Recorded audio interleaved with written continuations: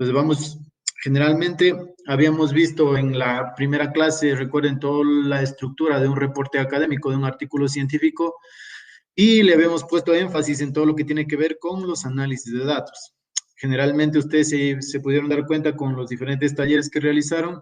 En análisis de datos ustedes se pueden encontrar con todo lo que tiene que ver con estadística descriptiva y todo lo que tiene que ver con estadística inferencial. Entonces, partiendo de esas dos premisas, hago una pequeña introducción. Todo lo que tiene que ver con estadística descriptiva nos va a permitir generalmente, como lo habíamos visto anteriormente, recolectar.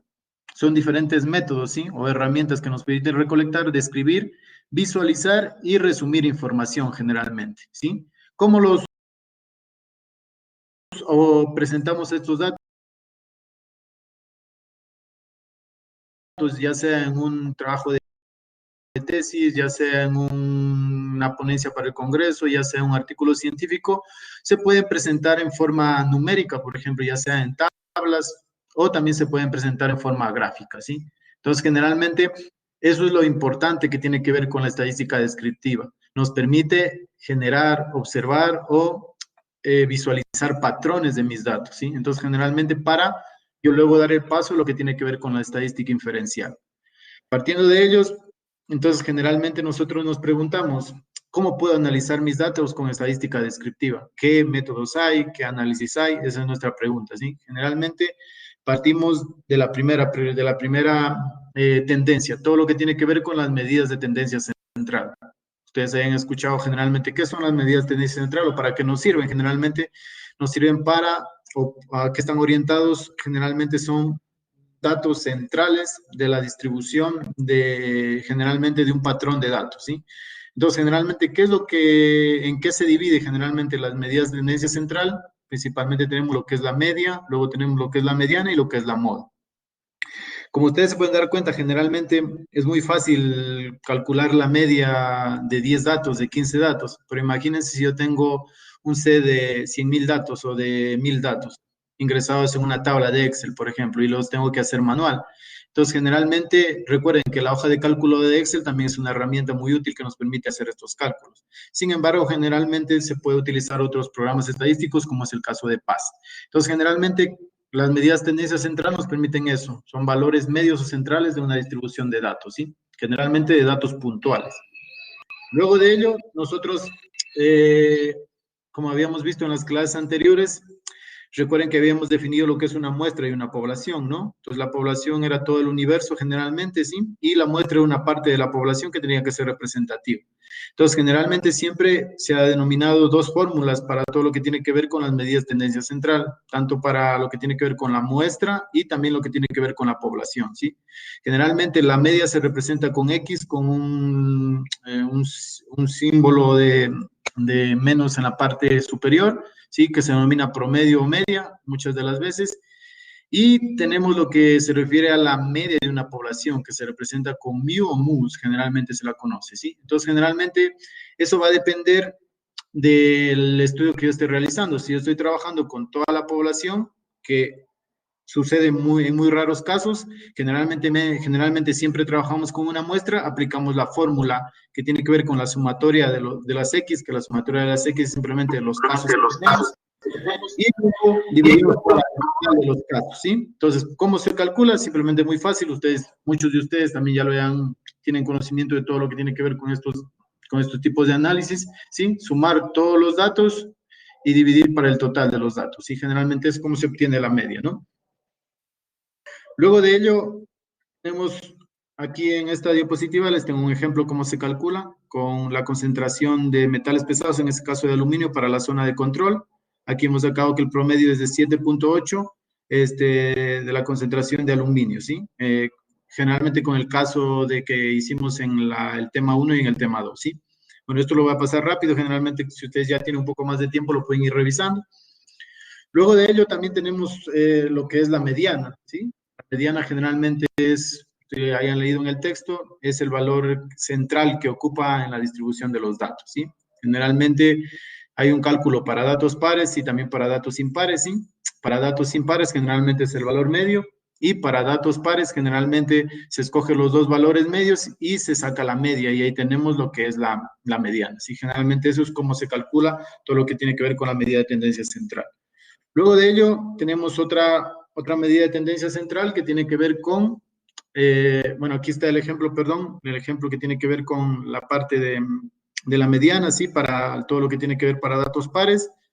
Y luego también aquí tenemos la mediana para datos impares. Como se pueden dar cuenta en el ejemplo, está marcado en rojo. Cuando son, aquí nosotros tenemos 7 datos, la mitad en este caso sería 7.3, ¿sí? Algo que hay que recalcar es que estos datos tienen que estar ordenados, de menor a mayor generalmente, ¿sí? Para definir todo lo que tiene que ver con la mediana, perdón. Luego de ello, tenemos todo lo que tiene que ver con la moda, ¿sí? Generalmente la moda también se caracteriza como el o los valores que más se repiten en una distribución de datos, ¿sí? En este caso nosotros tenemos todo lo que tiene que ver con la moda. Si nosotros tenemos un set de datos, generalmente aquí, siguiendo con el mismo ejemplo de la concentración de aluminio en el río Zamora, que hemos desarrollado en los anteriores ejemplos, aquí nosotros tenemos que los valores que más se repiten, ¿cuáles son? 7.3 y 8.6, ¿sí? Entonces, generalmente esos dos valores serían nuestras modas, ¿sí? Entonces, generalmente, esta es la forma como se calculan las medidas de tendencia central. ¿Cuál es la aplicabilidad en la investigación de estas medidas de tendencia central? Generalmente, cuando yo tengo un set de datos, por ejemplo, aquí me preguntan si tengo un set de, por ejemplo, aquí en este caso, tengo la concentración de metales pesados de 7 elementos. Yo quiero saber cuál es el promedio, ¿sí? Porque recuerden que tenemos valores bajos, valores altos. Por ejemplo, valores bajos en este caso tendríamos 5.8, valores altos, por ejemplo, en este caso 11.7. Entonces yo quiero tener un valor promedio para, por ejemplo, me pregunta cuál es el valor promedio de contaminación por aluminio en el río Zamora. Entonces generalmente yo puedo comentar el valor promedio es, por ejemplo, ya sea 11.7 o cualquier otro valor, ¿sí? Entonces generalmente me sirve para yo poder informar sobre promedios o sobre tendencias de los datos generalmente, ¿sí? Pero generalmente no nos permite, bueno, más adelante vamos a ir viendo que toda esta generación de datos no nos permite comprobar ninguna hipótesis, simplemente nos permiten explorar datos, ¿no? Generar patrones, ¿sí? Luego de ello también, aquí haciendo un resumen, nosotros tenemos cómo se calcula la media, la mediana y la moda, ¿sí? Para que ustedes lo observen cuando estén haciendo las tareas. Igual ya les vamos a subir la tarea relacionada con esta clase. Luego de ello tenemos lo que tiene que ver con las medidas de dispersión. Igualmente, siguiendo la misma idea, recuerden que tenemos una muestra y una población. Aquí tenemos todo lo que son las medidas de dispersión, desviación estándar, varianza y coeficiente de variación. ¿Qué nos permiten o para qué sirven las medidas de tendencia central? Nos permiten ver qué tan dispersos o qué tan variables son nuestros datos en función de una media, ¿sí? Entonces, ¿qué quiere decir esto? Que si yo tengo un valor alto de una desviación estándar, sé que mis datos son muy variables, ¿sí? Entonces, generalmente se alejan mucho de la media, ¿sí? Puedo tener valores, por ejemplo, si mi media aritmética es de 8.5, yo puedo tener valores incluso de 20 o valores bajos de 1, ¿sí? Entonces, generalmente quiere decir que mis datos son muy variables. En cambio, si yo tengo, por ejemplo, una media de 7.5 y tengo valores de 8, de 8.2 y tengo valores de 7.1 o 6.9, generalmente los valores se acercan a la media, entonces los valores son más homogéneos y por ende son menos dispersos, ¿sí? También tenemos lo que es la varianza, también tenemos el coeficiente de variación, y aquí tenemos igualmente para la muestra y para la población. Luego de ello, aquí tenemos que es algo que es súper importante. Vamos a ver más adelante que lo que se recomienda generalmente en textos y generalmente la gente que trabaja con todo lo que tiene que ver con estos análisis es calcular primero la varianza, ¿sí? Porque la varianza luego van a darse cuenta que la desviación estándar es muy fácil aplicando una operación, ¿sí? La varianza generalmente es el promedio de los cuadrados de las desviaciones alrededor de la media, ¿sí? Entonces, generalmente vamos a ver, bueno, no, como les había comentado, aquí vamos a ver con un ejemplo fácilmente cómo se calcula, ¿sí?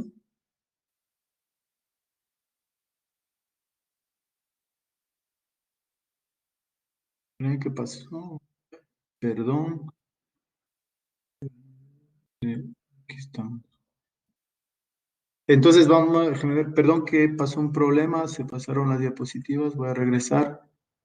Varianza de la muestra, sí, creo que aquí estamos. Sí, exactamente, se solucionó el problema. Entonces, aquí estamos con todo lo que tiene que ver con la varianza, ya habíamos definido cuál es el concepto, ¿sí? Pero vamos a tratar de entender cómo se calcula.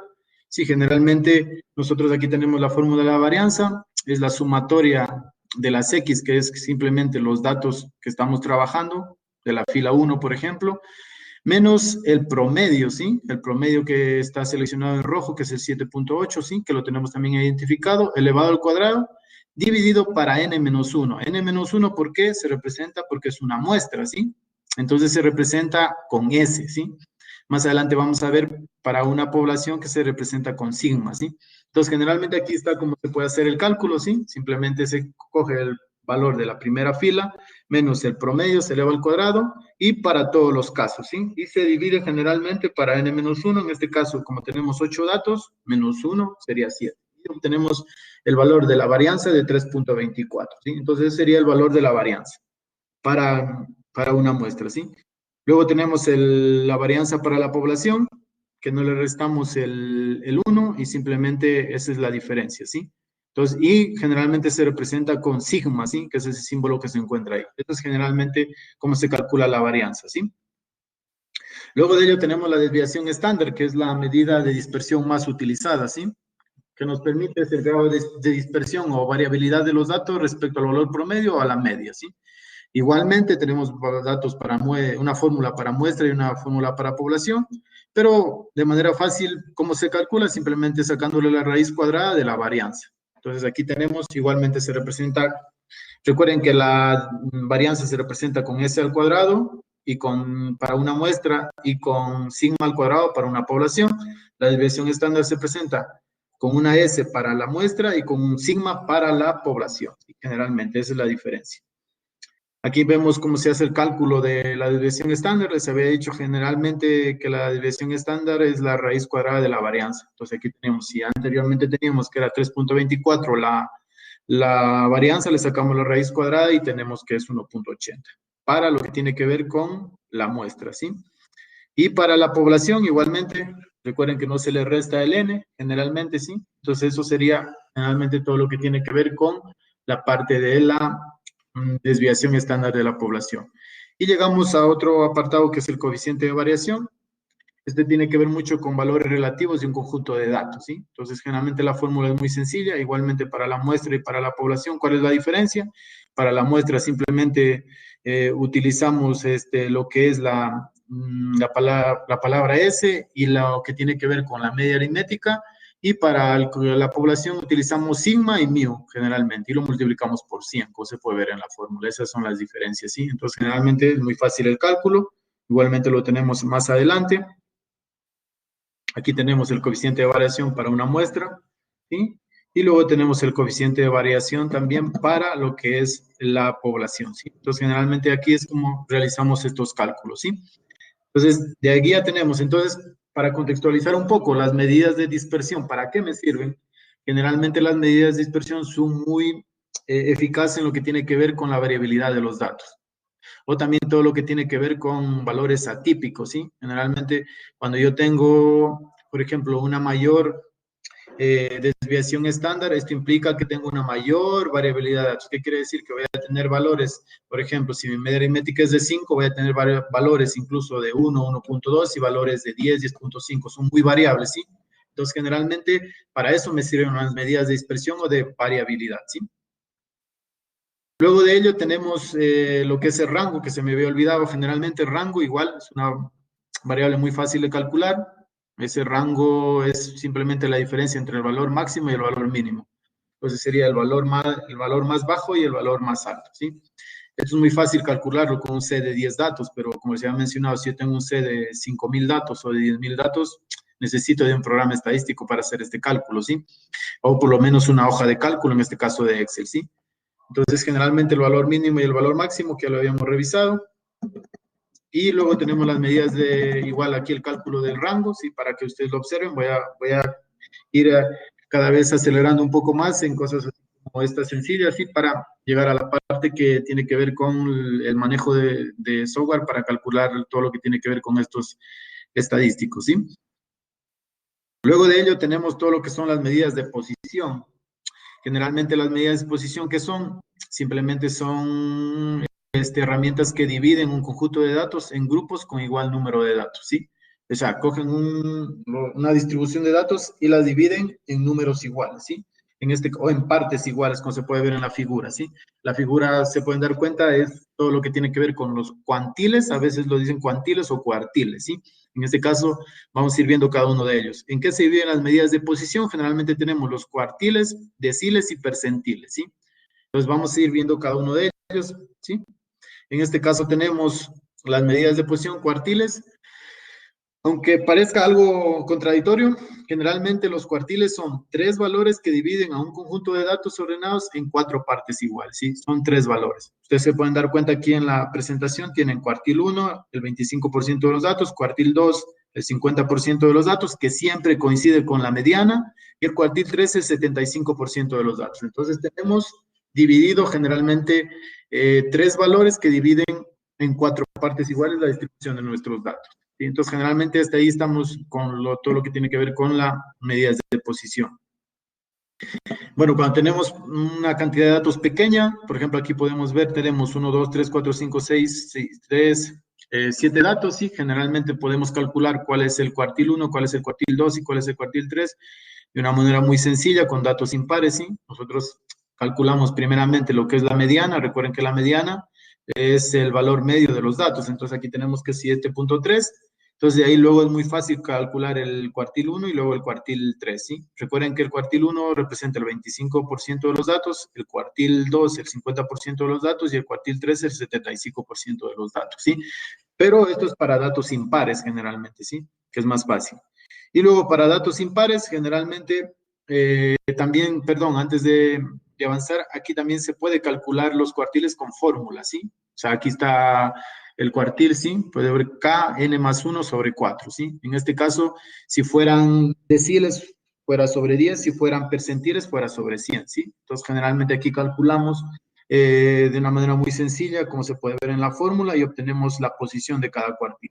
Aquí tengo la posición 2, que significa el 6.3. Para el cuartil 2 obtengo la posición 4, que es 7.3, y para el cuartil 3 obtengo la posición 6, que es 8.1, generalmente de una manera sencilla. Luego de ello tenemos para datos impares, de una manera sencilla, igual sacamos la media aritmética y obtenemos el valor de lo que tiene que ver con el cuartil, ¿sí? Igualmente ustedes para que lo revisen con un poco más de detalle. Luego de ello también tenemos cuartiles con fórmula para datos pares, ¿sí? Más ejemplos, ¿sí? Y luego tenemos todo lo que tiene que ver con los deciles, ¿sí? Igualmente son 9 valores que dividen a un conjunto de datos en 10 partes iguales, ¿sí? Entonces aquí ustedes pueden darse cuenta, son 9 deciles, ¿sí? Generalmente, como se calcula, igualmente les había comentado, aquí está la fórmula, K, que significa generalmente el cuartil que yo voy a calcular, N, que es el número de datos con los que estoy trabajando, más 1 generalmente, y dividido para 10 en este caso, que son deciles, ¿sí? Para datos impares, igualmente se sigue el mismo procedimiento que habíamos visto para cuartiles, igualmente para datos pares, mismo procedimiento, y luego tenemos todo lo que tiene que ver con los percentiles, ¿sí? Los percentiles son 99 valores que dividen a un conjunto de datos ordenados en 100 partes iguales, ¿sí? Aquí pueden darse cuenta ustedes también. Existen estos 3 tipos de medidas de posición que son muy utilizados generalmente. Entonces aquí también está la fórmula y se representa con P. Generalmente cuartiles se representa con Q, deciles con D y percentiles con P, ¿sí? Generalmente igual se aplica la misma fórmula, ¿sí? Para datos impares, y para datos pares igualmente se aplica la fórmula que está ahí, ¿sí? Entonces, generalmente esta es la fórmula como yo puedo calcular manualmente todo lo que tiene que ver con cuartiles, deciles y percentiles, ¿sí? Pero igual, valga la redundancia, imagínense si tengo una cantidad enorme de datos, tengo que hacerlo mediante un software estadístico, ¿sí? Entonces, en este caso, para contextualizar, ¿para qué me sirven todo lo que son los percentiles?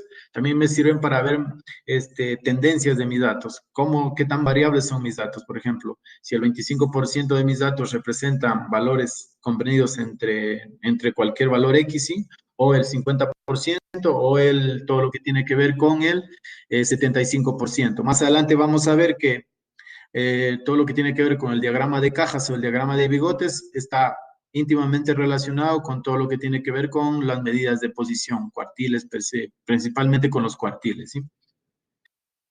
Luego de eso, aquí tenemos generalmente, pasamos a otra cosa que es interesante, que son las tablas de frecuencia.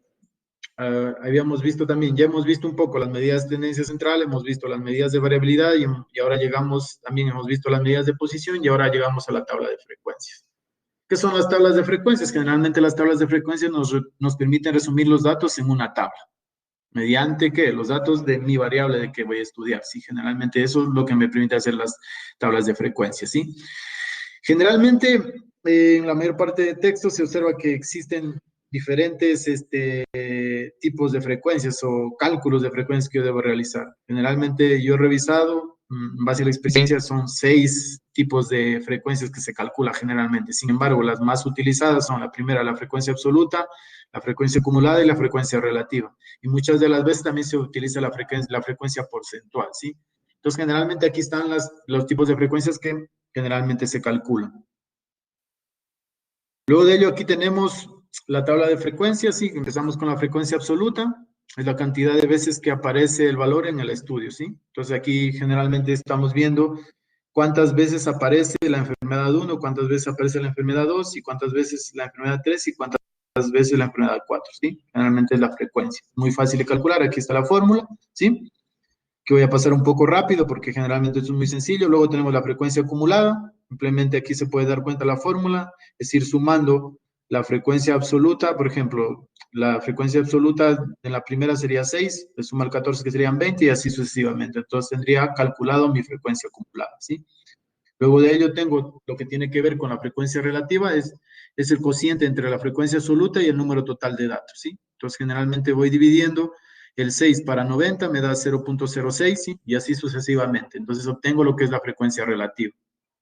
Luego de ello tenemos lo que es la frecuencia relativa acumulada. Igualmente que la frecuencia acumulada se sigue el mismo patrón, se va sumando, como se pueden dar cuenta ahí en lo que está marcado en rojo. Como les he dicho, ustedes que tienen un poco más de tiempo lo pueden ir observando en casa a más detalle cómo se calcula, porque ahí está explicado en la diapositiva cómo se hace. Luego tenemos la frecuencia porcentual, ¿sí? La frecuencia porcentual que está ahí simplemente es la frecuencia relativa multiplicada por 100, ¿sí? Entonces ahí tenemos el porcentaje generalmente. Y luego tenemos la frecuencia porcentual acumulada, generalmente que es ir sumando generalmente todo lo que tiene que ver con la frecuencia relativa acumulada, ¿sí? Acumulado o suma de frecuencias porcentuales. Y bueno, eso sería un poco la parte de las medidas de tendencia central, las medidas de dispersión, las medidas de posición y las tablas de frecuencia que se utilizan para describir patrones de datos, ¿sí? Entonces, generalmente, esto es para datos puntuales, o sea, para datos que son univariados, o sea, datos puntuales. ¿Qué pasa si yo tengo datos agrupados? ¿Qué son los datos agrupados? Entonces, esa es la pregunta que me hago. ¿Qué pasa si yo establezco, por ejemplo, edades de 1 a 5 años, de 5 a 10 años, de 10 a 15 años? ¿Qué hago con este tipo de datos? ¿Se calculan de la misma manera que datos puntuales? La respuesta es no. Para ello existe una variedad de aplicaciones igualmente para las medidas de tendencia central, las medidas de variabilidad, con ciertas variaciones que vamos a ir viendo de manera muy rápida para que ustedes se den cuenta. Entonces, ¿qué son los datos agrupados? Perdón que se colgó un poco. Vamos a ver qué pasa. Ya, déjame que me regreso nuevamente. Eso, ¿qué son los datos agrupados? Perdón por el problema. Los datos agrupados generalmente son datos que los puedo yo clasificar o separar mediante clases o intervalos, ¿sí? Eso es muy importante, clases o intervalos, ¿sí? Entonces, yo puedo tener un intervalo o una clase de 1 a 5 años, ¿sí? Un intervalo de 1 a 2 años, de 1 a 20 años, como ustedes lo vean conveniente, ¿sí? Pero más adelante vamos a ver que existen fórmulas o reglas que yo utilizo para calcular los intervalos también de una manera sencilla, ¿sí? Generalmente los intervalos, como se pueden dar cuenta, ustedes se los representa generalmente con corchetes, en el caso de intervalos cerrados y en el caso de intervalos abiertos con paréntesis, sí, generalmente. Luego de ello, nosotros tenemos aquí cómo es la representación gráfica, ¿sí? Entonces les había comentado, generalmente muchos investigadores utilizan círculos círculos con fondo, generalmente para indicar que los intervalos son cerrados, como pueden ver en los corchetes, ¿sí? Y el paréntesis, círculos sin fondo, por ejemplo, blancos, en este caso, para indicar que los intervalos son abiertos, ¿sí? Generalmente eso es un poco de manera general. Bueno, aquí tenemos algunos ejemplos de cómo calcular los intervalos, ¿sí? Los había puesto aquí para que lo revisen, ¿sí?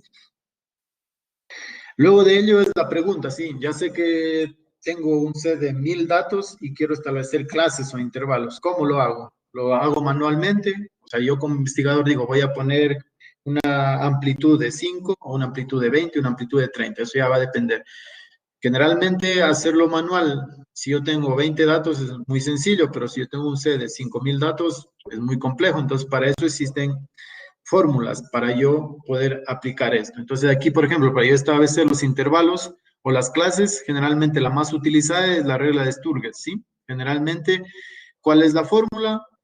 K, que significa el intervalo, 1 más 3.322, que en este caso sería una constante, por el logaritmo 10 del número de datos, ¿sí? Entonces, en este caso, número de casos o de muestras. Entonces, en este caso, ustedes van a darse cuenta que es muy sencillo calcularlo.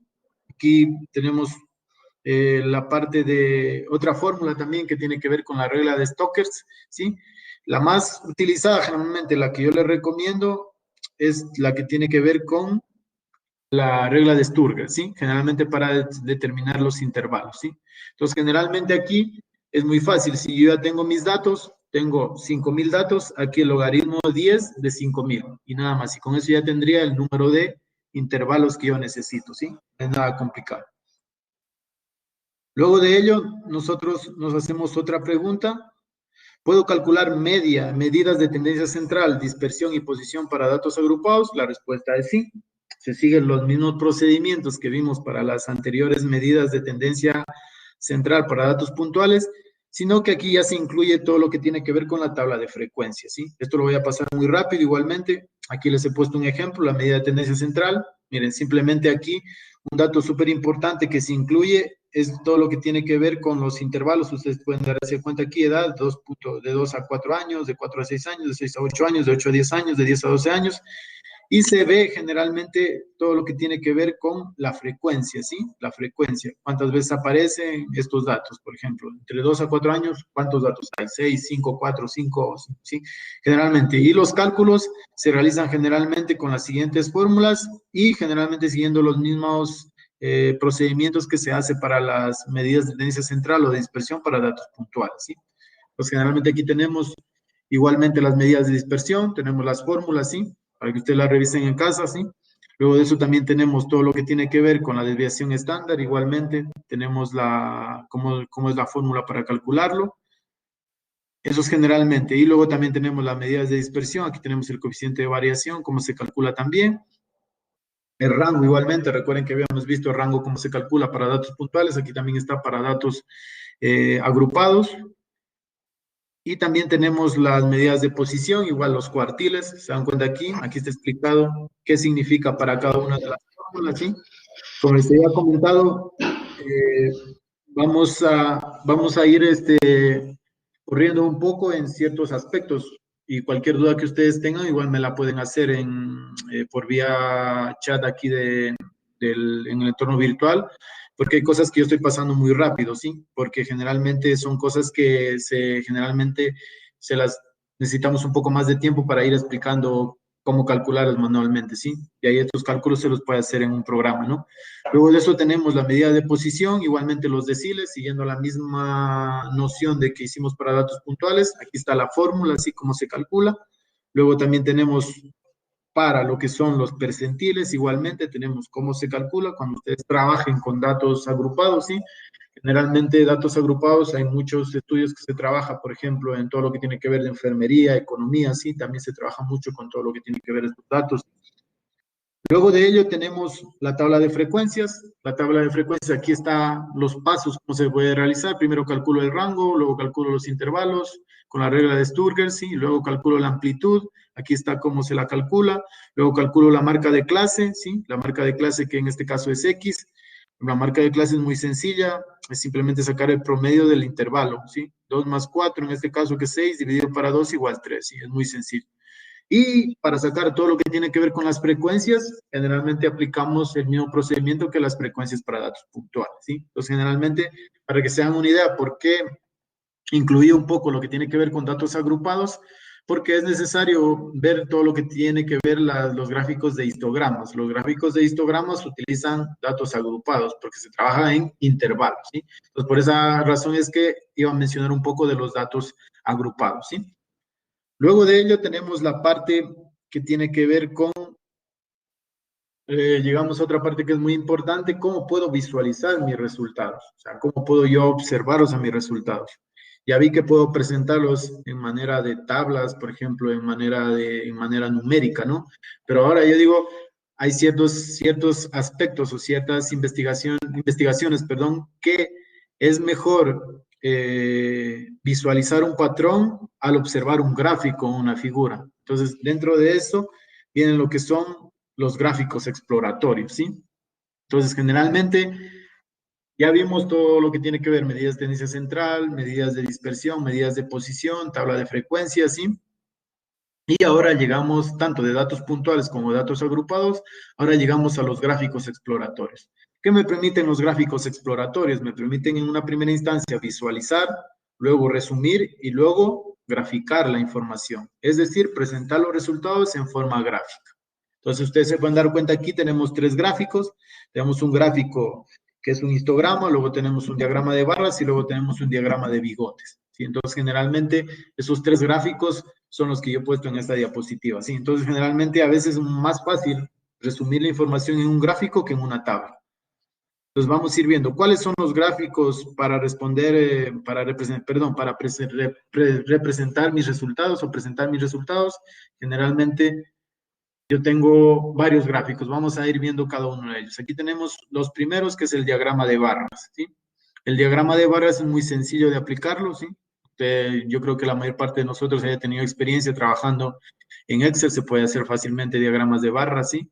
Diagramas de barras apiladas, diagrama de barras agrupadas, ¿sí? Yo voy a explicarles cuál es la esencia del diagrama de barras y qué es lo que permite y cómo puedo yo aplicarlo en diferentes estudios, ¿sí?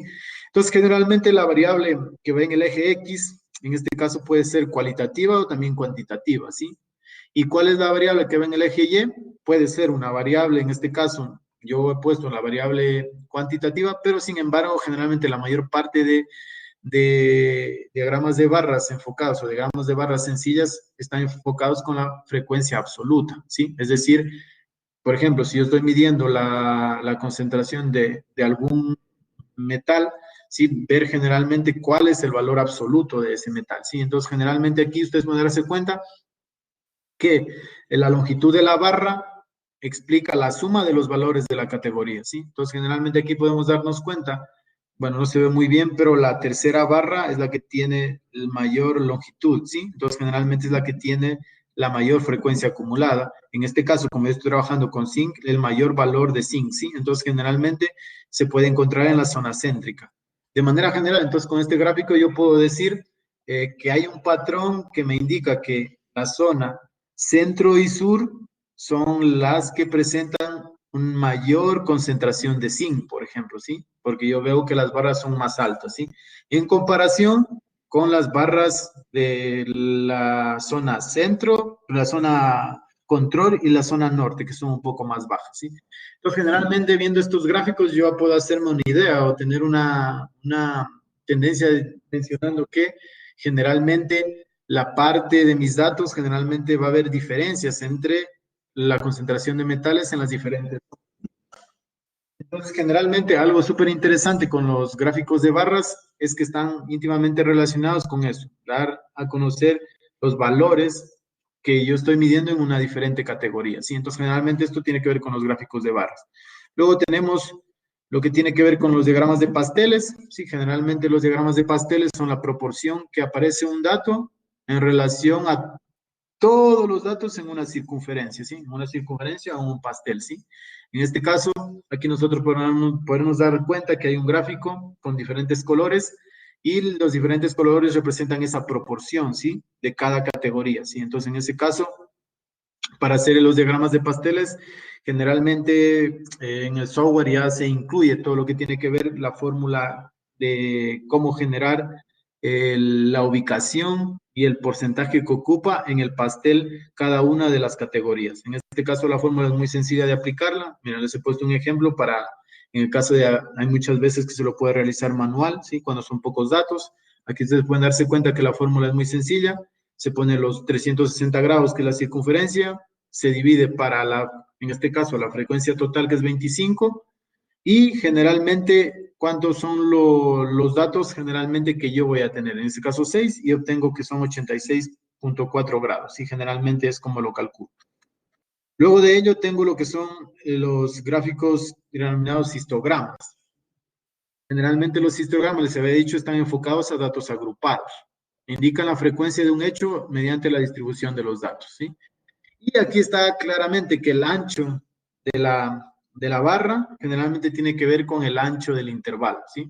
Entonces, generalmente ese es el intervalo. Por ejemplo, aquí podemos ver que el intervalo va de 5 a 10, generalmente puede aplicarse, ¿sí? O el intervalo de 10 a 15, sí, generalmente esos son los intervalos. Y eso generalmente se utilizan para los gráficos histogramas, ¿sí? Generalmente las variables son cuantitativas continuas. Generalmente ustedes pueden dar cuenta aquí, tengo una variable que es zinc, lo he dividido en rangos, la contaminación está dividido en rangos, y aquí generalmente yo obtengo que en el eje Y tengo lo que es la frecuencia, ¿sí? O sea, cuántas veces aparecen esos datos en ese rango determinado, ¿sí? Generalmente de esa manera. Luego de ello tenemos lo que son los polígonos de frecuencias. Generalmente los polígonos de frecuencias son una adaptación a lo que tiene que ver con los histogramas. Simplemente hay que unir los puntos medios de mayor altura de las columnas, ¿sí? O sea, los picos. Se va uniendo generalmente y ahí obtenemos generalmente un polígono de frecuencias, ¿sí? De manera muy sencilla. O sea, es lo mismo que el histograma, simplemente luego hay que unir las partes apicales de todas las columnas y obtenemos lo que es un polígono de frecuencias, ¿sí? Luego de ello tenemos lo que son los diagramas de líneas, ¿sí? Los diagramas de líneas son muy utilizados para visualizar patrones, ¿sí? Presentan tendencias de una serie de puntos de datos conectados por líneas rectas, ¿sí? Generalmente aquí yo puedo darme cuenta en ese gráfico, ustedes pueden dar cuenta que hay un valor súper alto en la muestra 15, ¿sí? Generalmente que es más o menos de 18, ¿sí? Eso puede ser un valor atípico generalmente. Imagínense, la mayor parte de datos están por 12 y ese valor de 18 ya me genera una mayor variabilidad.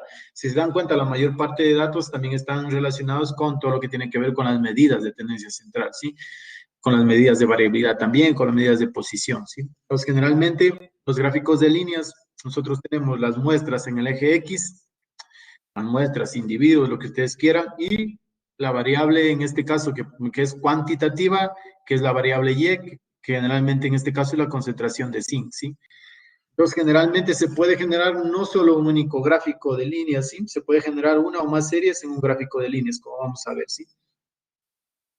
Entonces, aquí también tenemos lo que tiene que ver con los gráficos de diagramas de dispersión, ¿sí?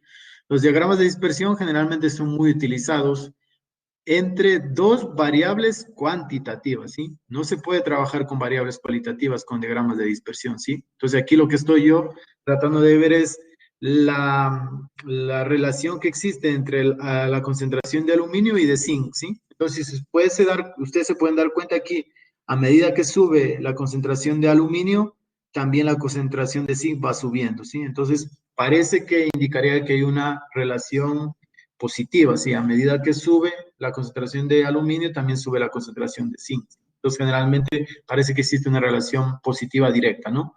Entonces, generalmente, para que sea una idea, el diagrama de dispersión siempre utiliza dos variables cuantitativas, ¿sí? Variable X y Y, ¿sí? Pero siempre tienen que ser cuantitativas para poder yo trabajar. Que les quede claro. ¿Y qué me indica?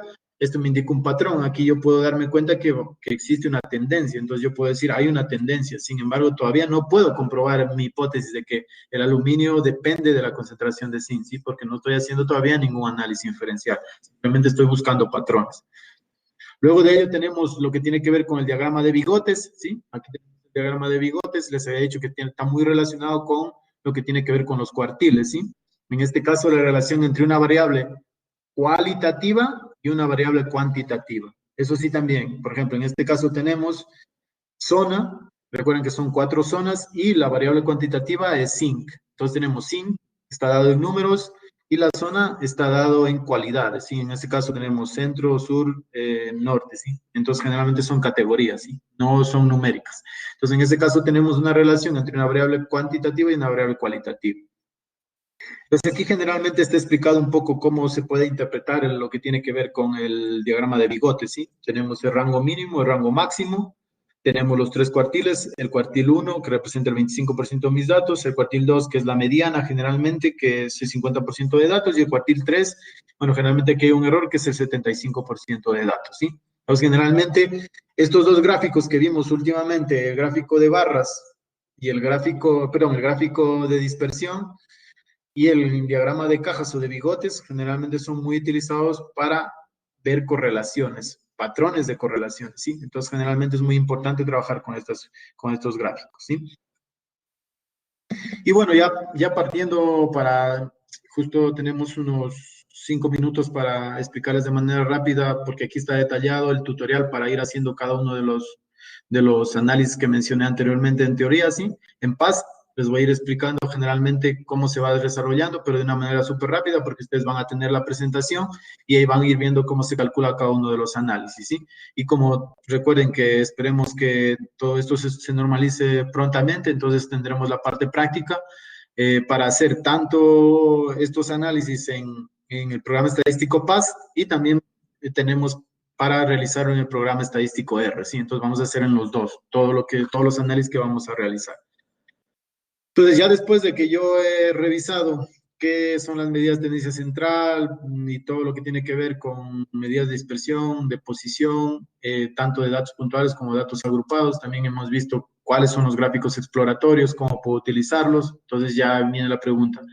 Si tengo un set de 20 datos, los puedo trabajar manualmente, pero si tengo un set de 5.000 datos, necesito de softwares estadísticos. En este caso, vamos a trabajarlos en PAS. Les había dicho que también hay cómo hacerlo en Excel. Sí, en Excel de una manera muy sencilla. En PAS también es de una manera muy sencilla, ¿no? Entonces, para empezar, habíamos visto en la clase anterior, bueno, para contextualizar un poco, cómo copiar nuestra tabla, importar nuestra tabla, ¿sí? Una forma de hacerlo, y la que yo lo utilizo mucho, que es más fácil, es seleccionar row attributes y column attributes, ¿sí? Y generalmente copiar y pegar la tabla. Si esto ya lo vimos anteriormente, voy a pasar un poco rápido, ¿sí? Pues aquí ya está para copiar la tabla. Ustedes igual tienen este tutorial. Pegar la tabla desde la fila A y todo lo que tiene, perdón, de la columna A y la fila name, ¿sí? Luego también tenemos todo lo que tiene que ver con la tabla que ya está importada, ¿sí? Algo súper interesante que aquí es importante que ustedes deben tener presente es que en la fila type ustedes tienen que colocar el tipo de variables para zona, ¿sí? Para zona es una variable de grupo, para NV es una variable de grupo, para C es una variable de grupo y para P es una variable de grupo, ¿sí? Eso lo tienen que hacer antes de empezar los análisis, ¿sí? Y bueno, aquí luego finalmente desmarcamos todo lo que tiene que ver con las filas y las columnas, ¿no? Y luego ya vamos a la tabla importada. Ya tenemos nuestra tabla importada en el programa estadístico PAS, ¿sí? Entonces, ¿cuál es lo importante de todo lo que tiene que ver con utilizar este programa estadístico? Es que me permite resumir y presentar o visualizar la información de una manera muy rápida, con una sed muy grande de datos, ¿sí? Entonces, eso es lo importante. Y sobre todo, como les había mencionado, lo importante de todo esto es que todo lo que uno aprende o todo lo que uno está tratando de comprobar con su investigación, quiere ver si realmente estoy aplicando adecuadamente mis análisis, o estoy aplicando adecuadamente mis gráficos exploratorios generalmente. Eso es lo más importante. Entonces aquí vamos a ver cómo calcular medidas de tendencia central, dispersión y posición en PAS. Entonces aquí tenemos, muy fácil, vamos a hacer clic en la variable cobre, como ya tenemos introducido nuestros datos, aquí está, hacemos el clic, el primer paso, el segundo paso, seleccionamos la pestaña Univariate, ¿sí? Aquí está, seleccionamos, luego en el paso 3, dentro de la misma pestaña, seleccionamos lo que tiene que ver con Summary Statistics, ¿sí? Entonces aquí ustedes seleccionan y ya ustedes pueden darse cuenta que luego tienen todos los estadísticos calculados, ¿sí? Entonces aquí ustedes tienen todo lo que es el rango mínimo, el rango máximo, tienen todo lo que tiene que ver con la desviación estándar, tienen que ver con la media, tienen los cuartiles, el cuartil 1, el cuartil 2 y el cuartil 3, ¿sí? También tiene el coeficiente de variación, ¿sí? Entonces aquí ya está el resumen de las variables. Se dan cuenta que esto es para una variable, ¿no? Ustedes se han de preguntar, ¿se puede calcular para varias variables o se puede calcular generalmente el valor medio, la desviación estándar por zona? Sí, se puede calcular. Entonces, si yo quiero presentar los resultados de la estadística descriptiva de la variable cobre por zona, entonces yo me pregunto eso, ¿quiero hacerlo? Se puede hacer. Seleccionamos la variable zona, en este caso que se representa con Z, luego con la tecla control seleccionamos la variable cobre. Y se dan cuenta, ustedes ya tienen generalmente aquí seleccionada. Luego de ello, ustedes se pueden dar cuenta que aquí obtienen los estadísticos para zona control, sur, centro y norte. Se dan cuenta, o sea, que pueden tenerlos para, tanto únicamente para cobre de manera general y cobre para cada una de las zonas, ¿sí? Entonces fácilmente lo pueden obtener. Igualmente, esto es para todo lo que tiene que ver con las medidas de tendencia central, de dispersión, de posición y todo lo que tiene que ver con lo que habíamos visto, ¿no? Y ahora, ¿cómo puedo graficar mis datos en PAST, no? Es la pregunta, ¿sí? Aquí vamos a ver cómo realizar un diagrama de barras, en este caso en PAST, ¿sí? Muy fácil. Igualmente hacemos clic en la variable cobre, igualmente vamos a hacer con la variable cobre. Nos vamos a la pestaña plot, ¿sí? Ahí está también cómo realizarlo. Luego nos vamos a, dentro de la pestaña plot, seleccionamos lo que tiene que ver con bar chart, ¿sí? Y finalmente nosotros obtenemos nuestra barra o nuestro diagrama de barra, ¿sí? Generalmente. Para usted esta figura es informativa. Generalmente para mí esta figura no es muy informativa porque yo podría decir simplemente con los estadísticos descriptivos que la concentración máxima de cobre es 4.5 con el rango mínimo y el rango máximo, ¿sí? Entonces yo necesitaría una figura. Sin embargo, a mí sí me interesa tener una figura que me permita ver la concentración de cobre en las diferentes zonas, ¿no? Entonces, claro que se puede hacer. Aquí tenemos. Igualmente, seguimos los mismos pasos. Ya señalamos la pestaña plot. Y luego aquí tenemos generalmente el diagrama de barras por zona. Entonces, ¿qué me permite este gráfico? Yo visualmente puedo darme cuenta y ver un patrón. Digo, la zona centro y la zona sur generalmente tienen los mayores niveles de contaminación por cobre, que la zona control y que la zona norte. Entonces yo puedo identificar ya un patrón. Este gráfico es más informativo que sacar una barra únicamente de cobre, ¿no? Entonces a mí me interesa sacar las 4 barras de la concentración de cobre por cada una de las zonas, ¿sí? Entonces, ya con esto yo puedo tener una idea, una tendencia, o sea, puedo escribir, según el gráfico de barras, podemos darnos cuenta que las zonas centro y sur son los que presentan los mayores valores de contaminación en comparación con la zona centro y norte, ¿sí? Es un patrón que yo observo, ¿no? Luego de eso tenemos cómo realizar un diagrama de líneas en PAST, ¿sí? Aquí está, muy fácil, igual seleccionamos lo mismo de antes, voy a pasar muy rápido, pero ya nos queda, para ver si terminamos a las 6 y luego podemos, a las 7, perdón, y una ronda de preguntas de unos 10 minutitos, ¿sí? Entonces aquí seleccionamos todo lo que tiene que ver con el gráfico, ¿sí? Miren, para este se selecciona graph, ¿sí? Vamos a plot y graph, y aquí seleccionamos y podemos calcular, ¿sí? Entonces aquí tenemos el gráfico, ¿sí? Es muy importante este gráfico porque me permite ver un poco de valores atípicos, ¿sí? Entonces se dan cuenta que la mayor parte de valores están entre 8 a 10, bueno, un poco acá también, valores súper bajos. Sin embargo, aquí yo tengo un valor en la muestra 17 que llega a 12, es valor más alto, ¿no? Entonces, yo veo que estos datos son muy heterogéneos, ¿no? Son muy heterogéneos porque van desde 0 hasta 12. Entonces, generalmente yo puedo ya decir que estos datos son, aparte de que son muy heterogéneos, son muy variables, ¿sí? Entonces voy a tener una alta desviación estándar, ¿sí? Entonces, generalmente estos gráficos me permiten visualizar eso un poco. Luego de eso, igualmente, puedo realizar gráficos de líneas o gráficos de líneas de varias variables, claro que se puede hacer. Aquí tenemos, vamos a hacer para arsénico, cadmio y cobre. Entonces, igual aquí voy a irme rápido porque ya lo hemos hecho y voy a presentarles el gráfico. Entonces, aquí tenemos para cadmio, cobre y arsénico. Entonces, aquí es súper importante, miren, se observa un patrón. Cadmio presenta unos datos más homogéneos. ¿Se dan cuenta que es el rojo? realmente están casi todos por entre 4, 4, 5. Entonces, ese dato me dice que realmente los datos son muy homogéneos. Voy a tener datos de 4, 4.5, 5, 4.6, cosas así, ¿sí? Sin embargo, en las otras dos variables, generalmente son variables muy, muy atípicos, hay variables muy altos, muy bajos generalmente. Entonces, ya puedo ver que son muy variables. Entonces, generalmente eso me sirve en este tipo de gráficos. Luego de ello, tenemos cómo realizar el gráfico de percentiles. Sí, también hay cómo realizar un gráfico de percentiles. Igual selecciono, ¿sí? Que me indica algo que quería mostrarles aquí. Miren, aquí tenemos el gráfico de percentiles, cada uno de los percentiles son 99 y aquí tengo los valores de cada percentil, ¿sí? Para no hacerlo manual. Igualmente, percentiles de un set de variables se puede hacer, ¿sí? Aquí tienen.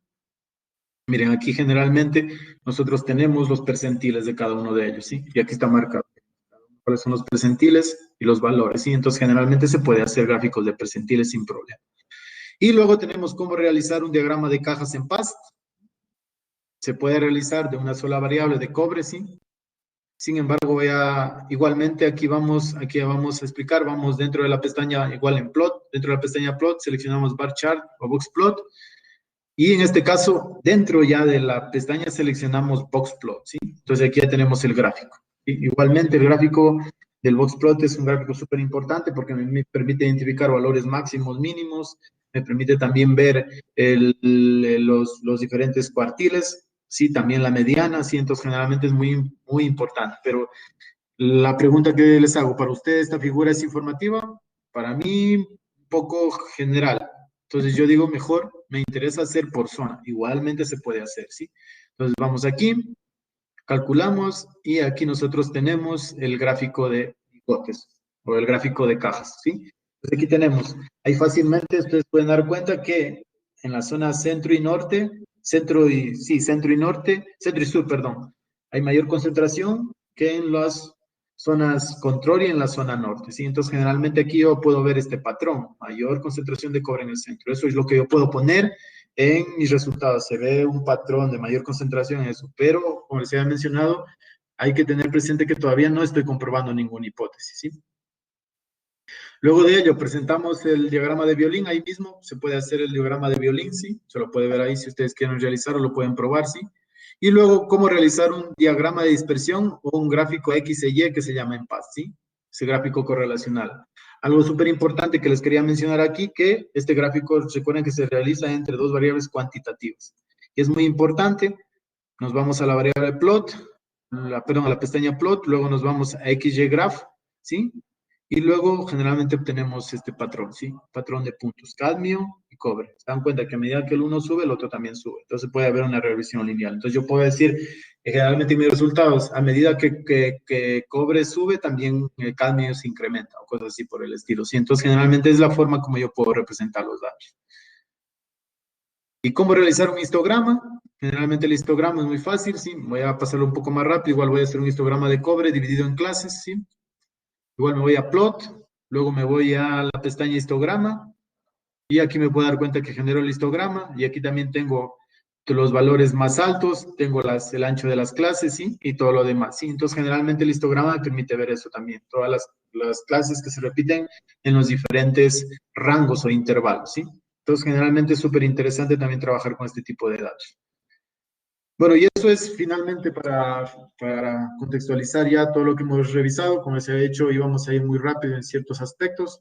Lo más importante de esta clase generalmente tiene que ver cómo hacer los cálculos de todas las medidas de tendencia central, de dispersión, de posición y todo lo que tiene que ver con los gráficos exploratorios en programas estadísticos y sobre todo ver la aplicabilidad, cómo se aplican, cómo se interpretan y todo lo demás. Entonces la idea es eso.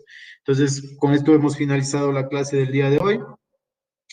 No sé si destinamos unos 10 minutos para algunas preguntas que tengan, algunas dudas. Entonces abrimos el debate, Jefferson.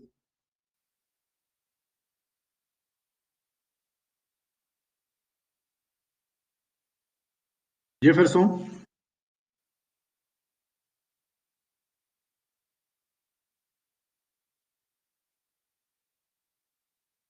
buenas tardes. Jefferson,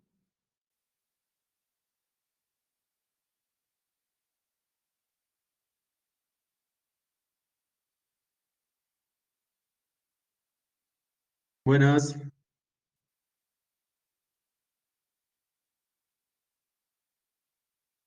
Jefferson, buenas tardes.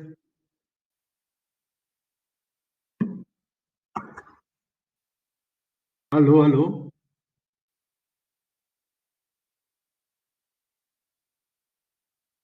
Buenas tardes. Jefferson. Hola, Hola, ¿qué tal, Jefferson? perdón, tuve problemas al conectar el este. Sí, primero decía para comentar acerca de las tareas que habíamos decidido por este tema de las fechas y eso que se están moviendo un poco debido a las situaciones que han pasado, ver si dejamos las tareas hasta poder hacer correcciones, etcétera, hasta el final del curso, lo primero, y segundo también que nos expliques un poco la tarea de esta semana para poder Ah, realizarle sí. esas dos cosas. Lo demás esperemos que nos puedan ir preguntando por el chat y yo te voy comentando las preguntas. Sí, Jefferson, muchas gracias. Exactamente, como les habíamos comentado, estimados participantes, espero que no cause ningún problema en la mayor parte de gente también que ha presentado sus trabajos también a tiempo y que ha invertido su trabajo ahí generalmente también. Y bueno, la idea que hemos conversado con Jefferson, sobre todo por el asunto relacionado con los problemas que actualmente están en todo el mundo y sobre todo también en nuestro país, hemos optado por dejar un poco la parte de los trabajos, todos los trabajos abiertos hasta que finalice el curso, ¿sí? Entonces, generalmente, la mayor parte de participantes que ya nos han entregado los trabajos, igual los vamos revisando. En esta semana nos comprometemos ya a revisarles y hacer la retroalimentación.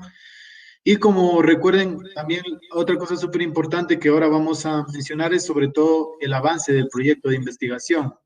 Entonces, lo que necesitamos también es conocer, ya habíamos visto todo lo que tiene que ver con las bases de datos, entonces lo que necesitamos saber es si ya tienen organizadas sus bases de datos. Entonces, lo que vamos a hacer también con Jefferson es eso, preguntarles, abrir un tipo de foro de encuesta para ver cuáles tienen sus datos y a cuáles hace falta datos para ver si trabajamos con un set de datos que tenemos ahí en los que hacemos los ejercicios, ¿sí? Pero generalmente, otra cosa súper importante también que mencionaba Jefferson es la que tiene que ver con la tarea que está designada para esta clase. Generalmente vamos a trabajar con la misma tabla de datos, ¿sí? La tabla de datos que les incluimos para la tarea 2, ¿sí? Con esa tabla de datos vamos a hacer los diferentes cálculos estadísticos en el programa PAS, ¿sí? Yo creo que hoy más tarde, en una horita, les subimos el documento en Word de la tarea que deben hacer, ¿sí? Y bueno, generalmente está enfocado a todo lo que hemos visto ahora de manera sencilla, pero sobre todo la parte interpretativa, ¿sí? O sea, generalmente ver qué significa tener una desviación estándar alta, qué significa tener una desviación estándar pequeña, qué significa, por ejemplo, si yo tengo un diagrama de barras, una barra más alta, otra más pequeña, sí, todo eso es en función de una pregunta de investigación que nos planteamos. Sí, eso es generalmente lo que vamos a hacer. Sin embargo, también lo que vamos a colocarles unas indicaciones es que tenemos que ir avanzando con el proyecto de investigación. En una primera instancia teníamos las variables, que habíamos incluido con objetivos y todo lo demás, pero ahora ya nos hace falta generalmente ir redactando todo lo que tiene que ver con material y métodos. Entonces ya tenemos que tener nuestra tabla de datos en Excel ya lista para hacer los análisis estadísticos, ¿sí? En ese caso. Entonces eso es súper importante para ir avanzando con el curso. Sobre todo recuerden que a la evaluación del curso, generalmente el 80% está en el proyecto tipo, ¿sí? Entonces generalmente el proyecto tipo es el que va a tener una calificación eventualmente importante dentro de la aprobación del curso, ¿sí? Y aquí tenemos una duda también respecto a eso, entonces sería, o una aclaración más bien, como habíamos trabajado con un grupo y me parece que ya con dos en ese modo de que cualquier duda, etcétera, si quieren tener un tema de ahora, una tutoría personalizada para revisar sus datos, para analizar el proyecto que están haciendo, etcétera, nos podrían escribir a tanto Ángel como a mi persona para poder agendar y hacer igual una reunión virtual para revisar los datos del proyecto tipo final. Eso sería también algo que acotar también, ¿no? Sí, exactamente. Lo que vamos a hacer hoy es colocar un mensaje general aclarando todas las dudas que tienen, por ejemplo, esto que vamos a dejar abierto para que suban los trabajos, También que tenemos que ir avanzando con proyecto tipo, porque necesitamos, recuerden, ya luego de tener la tabla, analizar, ir redactando resultados, luego una pequeña introducción y luego discutir nuestros resultados. Entonces también lo necesitamos ir haciendo en el transcurso del camino. Entonces generalmente ahora como ya tienen su tema, ya tienen sus variables, sus objetivos, ahora necesitamos en esta semana que generalmente se tenga armada una tabla ya de datos. Entonces la idea es que una persona, el participante que no tenga los datos ordenados o organizados y tal vez necesita una tutoría para poder organizarlos, no hay problema, nos puede escribir y nosotros agendamos una reunión mediante videoconferencia para tratar de resumir o de organizar los datos, ¿sí? Entonces, generalmente eso es lo que vamos a hacer el día de hoy, les vamos a dejar poniendo esas indicaciones también. Ya tenemos dos preguntas. Tenemos la primera, si se puede hacer un diagrama de bigotes para dos variables, para un número determinado de variables. Sí se puede hacer un diagrama de bigotes para dos variables a la vez. Por ejemplo, en este caso, si tú quieres ver el efecto de zona en arsénico y cadmio, lo puedes hacer, ¿sí? De una manera muy sencilla, no es problema.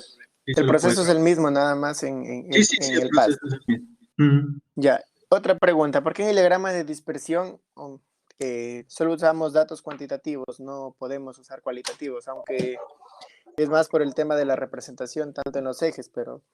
Claro, generalmente utilizas, por ejemplo, tú tienes el gráfico de líneas, que no es un gráfico de dispersión, generalmente es un gráfico de líneas.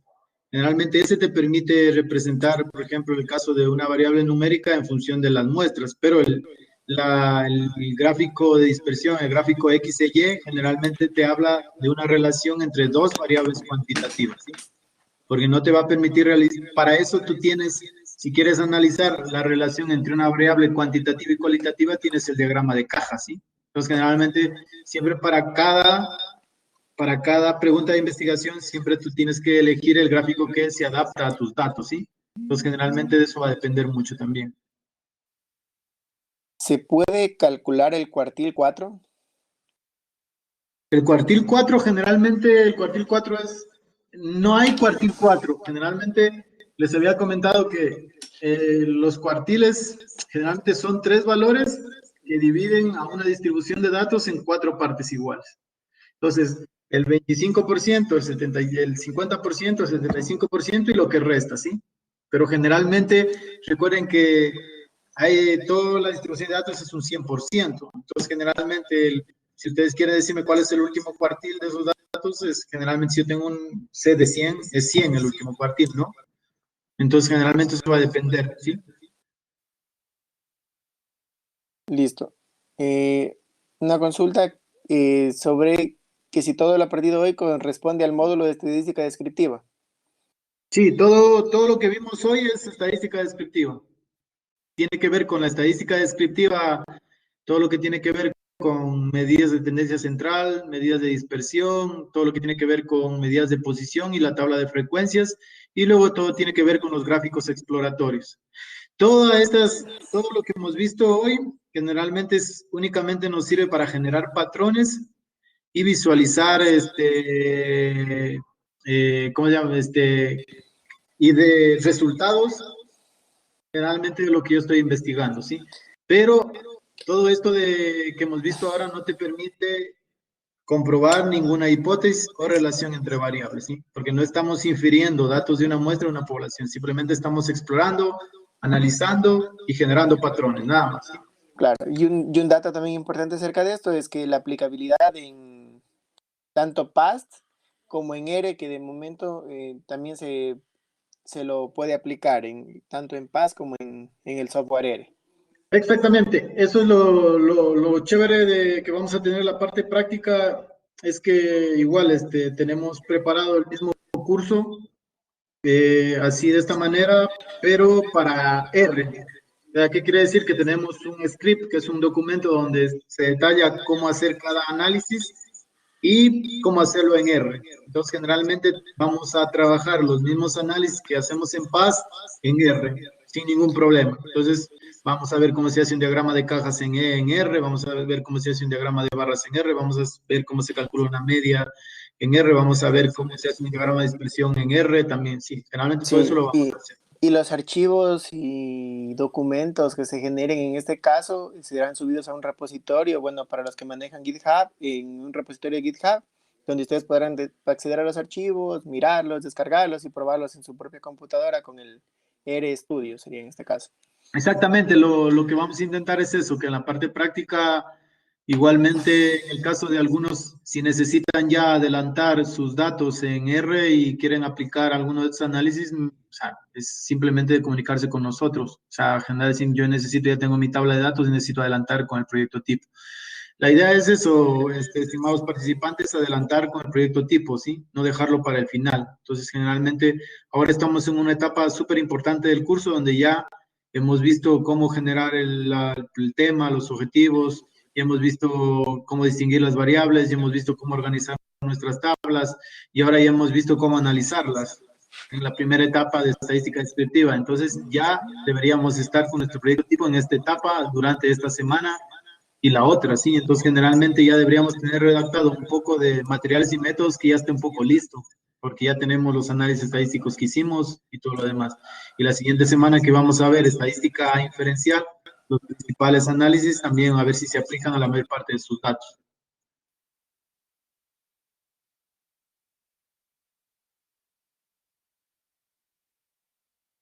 Hola, hola. Sí, esperemos a ver si no hay más preguntas, sino para dejar la clase hasta ahí sería. Me parece que están escribiendo. ¿Cuántos datos es aceptable por el proyecto? ¿Un mínimo, un máximo de datos, de variables? Ángel. Generalmente eso va a depender. O sea, a la final, si ustedes pueden trabajar con una pregunta de investigación sencilla para el proyecto de investigación, no es problema. Recuerden que no por más preguntas de investigación que tengas, tu proyecto es mejor o tu investigación es mejor. Si tú tienes una pregunta de investigación clara, por ejemplo, como en este ejercicio que hemos hecho, ver cómo la concentración de cadmio cambia en diferentes zonas, y ahí tengo mi pregunta de investigación. Por ejemplo, alguien puede tener cómo el nivel de azúcar cambia en niños de diferente peso, por ejemplo, o el otro, cómo, o sea, cosas así por el estilo, ¿sí? Entonces, generalmente va a depender de la pregunta que ustedes se la realicen, sobre todo. Entonces, eso ya depende de cada uno de ustedes, cómo va a organizar su proyecto. Y el El número objetivo de del datos, proyecto. generalmente, mientras les había comentado anteriormente, mientras más datos, mejor, ¿sí? Pero a veces depende mucho de la situación. A veces no se puede contar con recursos financieros, no se puede contar con gente que trabaje y que genere los datos. Entonces, generalmente a veces se puede trabajar incluso con, he visto trabajos con 30 datos, 40 datos, 50 datos, hasta trabajos con 1.500 datos o todo lo que ustedes puedan ver conveniente, ¿sí? Entonces, generalmente va a depender también de la rama que apliquemos. En el caso de la rama de todo lo que tiene que ver con ciencias sociales, humanísticas, en psicología, a veces trabaja con 9 individuos, con 10 individuos o con 20 individuos, no puedes trabajar con más, ¿sí? O en lo que tiene que ver con datos biológicos, nosotros a veces trabajamos con muestras de 100, de 200, de 300, ¿sí? En el caso de la parte de ustedes que trabajan en Jefferson, a veces trabajan con simulaciones de 1.000 datos, 2.000, de 3.000 datos, entonces va a depender un poco también de eso.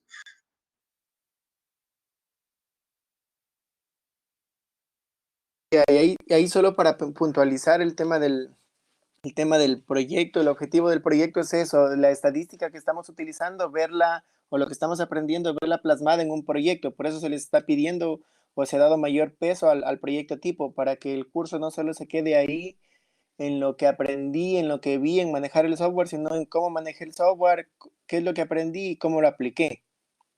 Exactamente. Y ahí tenemos otra duda. Perdón, antes de eso tenemos una duda de Marco que dice, ¿la estadística descriptiva es válida para presentar artículos científicos? Generalmente yo he visto hace mucho, bueno, yo creo que no es ningún, si yo cuento generalmente con las limitaciones de que mis datos me dan únicamente para calcular estadística descriptiva, yo creo que no habría ningún problema. A la final estoy presentando patrones de mis datos. Generalmente lo que yo suelo hacer personalmente es cuando tengo poca cantidad de datos, lo que suelo hacer es calcular estadística descriptiva y generalmente mencionar eso, que generalmente los datos tienden a mostrarme un patrón. Entonces sugiero que generalmente se realice una investigación tratando de comprobar eso aplicando estadística diferencial, es decir, lo de la muestra a la población. Entonces, generalmente va a depender de la pregunta también. Si yo simplemente quiero describir patrones y mostrar patrones, estadística descriptiva sencillamente cae muy bien. Sí, porque si vamos a lo que más se usa, a lo que es común, es común utilizar estadística descriptiva en la mayor parte de trabajos, en especial en lo que se usa en universidades, institutos, proyectos de titulación, lo que más se usa es estadística descriptiva, me atrevería a decirlo. Sí, exactamente. Un poco lo que pasa es que a veces tienes claro la pregunta de investigación. Entonces, cuando tú tienes clara la pregunta de investigación y sabes que con estadística descriptiva la respondes, no es ningún problema. Pero si tú quieres comprobar la relación entre variables o inferir lo de la muestra a la población, ya tienes que aplicar estadística inferencial obligadamente. Entonces, yo creo que ninguna de las dos estadísticas es mejor que la otra, simplemente que se complementan. La estadística descriptiva me permite generar patrones para yo poder inferir a la población luego eso. Entonces, generalmente, yo lo que recomiendo es siempre trabajar con estadística descriptiva en una primera etapa y en una segunda etapa estadística inferencial. Sin embargo, si no tienes datos o cantidad de datos suficientes, puedes quedarte con estadística descriptiva fácilmente. No hay ningún problema.